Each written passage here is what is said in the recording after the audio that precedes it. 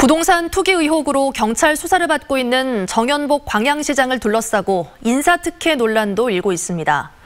동생이 목사로 있는 교회에 다니는 광양시 공무원들이 승진의 특혜를 받았다는 건데 광양시 의회에서 문제를 제기했는데도 인사는 강행됐습니다. 조희원 기자가 취재했습니다.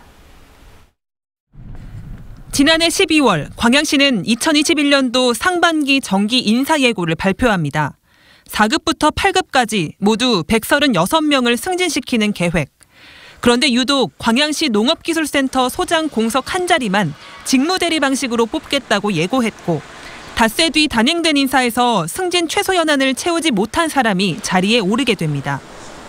한 광양시 관계자는 당시 직제 순위의 행정직을 자동 승진시키는 방식을 택했다면 근속 연수가 넘어 승진 대상인 사람이 많았고 문제될 일이 없었다며 굳이 지정하는 방식으로 뽑아 승진 연한도 모자란 기술직이 승진한 것을 두고 내정자라는 뒷말이 무성했다고 기억했습니다. 논란이 불거지자 광양시 의회는 지난 1월 28일 열린 본회의에서 공동 의견까지 발표합니다. 광양시 직무대리 규칙을 위배하여 4급 보직의 직무대리를 지정한 데 대해 지극히 부당한 인사로 규정합니다. 하지만 감사 청구까지 이어지진 않았습니다.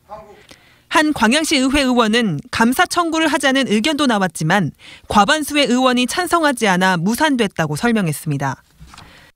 그런데 알고 보니 이렇게 승진한 A씨는 정연복 광양시장의 동생이 목회하는 교회에 출석해 승진 특혜를 받았다는 혐의로 이번에 경찰에 고발된 6명 중 1명이었습니다. 광양시는 전문적인 업무 영역이라 원활한 업무를 추진하기 위해 단행한 인사였을 뿐이라고 해명했습니다. 문제는 광양시가 의회의 반대에도 인사를 강행했던 사례가 이번이 처음이 아니라는 겁니다. 안전도시국장이 공석이었던 지난 2016년에도 광양시는 승진 최소 연한의 7개월 미달한 사무관을 역시 직무대리 형태로 승진시켜 시의회에서 지적을 받았고 이어 전라남도 종합감사에서도 주의 조치를 받은 바 있습니다.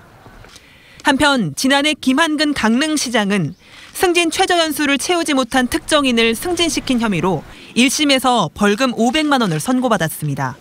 MBC 뉴스 조희원입니다.